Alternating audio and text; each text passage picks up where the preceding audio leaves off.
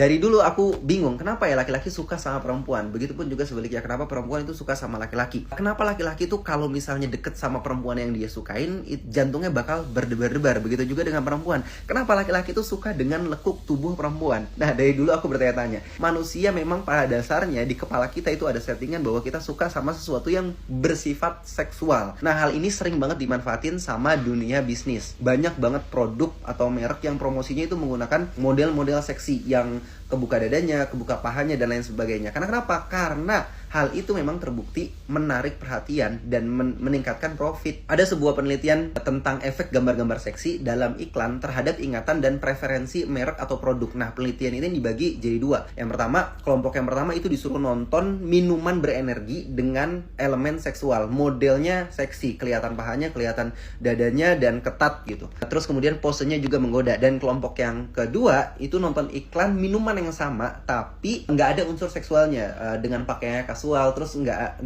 ada atensi untuk menggoda dan lain sebagainya. Nah, setelah nonton, peserta itu diminta buat inget detail iklan dari apa yang dia udah lihat dan disuruh untuk milih merek apa yang paling mereka sukai. Nah, hasilnya iklan dengan merek seksual itu lebih diingat dan lebih menjadi pilihan bagi konsumen dibandingkan yang enggak. Hal ini nunjukin bahwa elemen seksual itu tuh sangat-sangat menarik bagi manusia, apalagi bagi cowok. Dan ini adalah tantangan bagi kita di dunia modern, terutama laki-laki. Nah, tantangan terbesar kata Rasulullah SAW bagi orang-orang yang hidup di akhir zaman itu adalah fitnah terhadap wanita. Tidak peduli dia ustadz, pemuka agama, bahkan aku pun kalau dia normal, selama laki-laki itu normal, pasti dia tergoda dan terdistraksi sama sesuatu yang bersifat seksual. Makanya Islam itu ngajarin kita untuk godul basor, untuk nundukin pandangan kita agar kita nggak kena sama godaan-godaan berikutnya. Nah, gimana cara agar kita nyikapin dunia yang udah kayak gini, yang udah sangat-sangat vulgar kayak gini? Yang pertama, tundukin pandangan.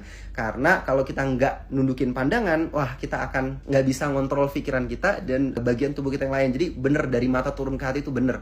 Kalau misalnya kita nggak bisa jaga mata kita nggak akan bisa jaga pikiran kita. Jadi please jaga pandangan kita. Yang kedua, pilih konten dengan bijak. Dunia tuh sekarang cuma ada di satu kotak bernama gadget yang bisa kita bawa setiap hari. Kita bisa ngelihat apapun, dari yang terbaik maupun yang terburuk sekalipun kita bisa dapetin di situ. Nah, pilih konten dengan baik. Tentunya kita harus memilih konten-konten yang memang meningkatkan value kepala kita dan prinsip hidup kita. Yang ketiga, diskusi dan edukasi orang-orang di sekitar kita, terutama teman, anak, istri, agar kita tuh tidak melanggar nilai-nilai atau prinsip-prinsip yang kita yakini gitu. Dan kalau misalnya kita nggak mengedukasi saudara kita, anak kita, teman-teman kita, mereka bisa masuk ke dalam jurang kecanduan, dan itu sesuatu yang sangat-sangat sulit untuk kita rubah gitu. Nah, itu menurut aku sih. Kalau menurut kamu gimana?